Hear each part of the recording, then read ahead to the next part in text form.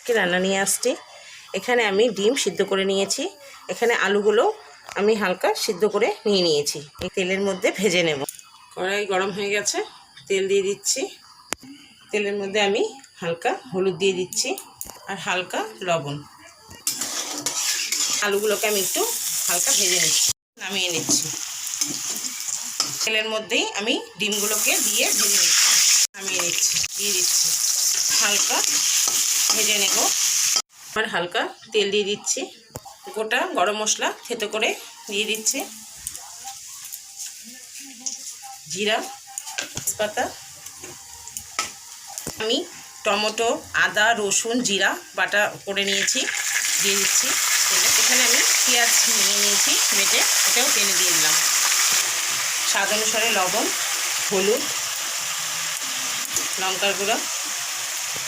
আগে ভালো করে এটা আমি একটু কষিয়ে নিলাম, দিয়ে একটু নেড়ে ছেড়ে এখন এর মধ্যে জল দিয়ে দেবো। এখন এর মধ্যে আমি জল দিয়ে দিচ্ছি। এটা 5-10 মিনিট আমি একটু ভালো করে আগে ফুটিয়ে নেব। ডিম বিরিয়ানি করেছি, আপনারাও করে খেয়ে দেখবেন, আশা করি খেতে ভালো লাগবে।